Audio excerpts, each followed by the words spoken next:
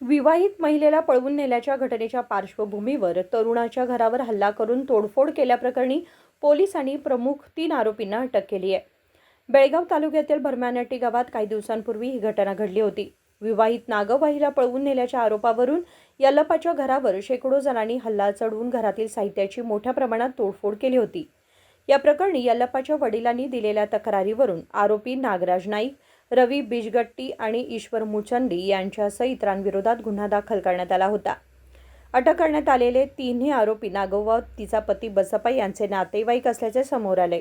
या प्रकरणातील इतर आरोपींचा शोध सुरू असून पोलिसांनी तपास अधिक वेगाने सुरू केला आहे. Rajshekhar Hiremath, KMM Marathi, Belgaum.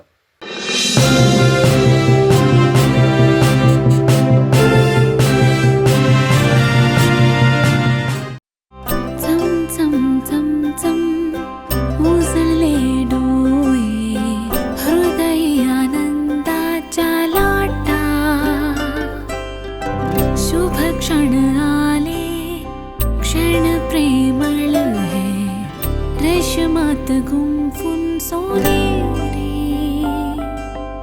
BS Channabasappa and Sons, The Textile Mall, Tilakvadi, Belagavi.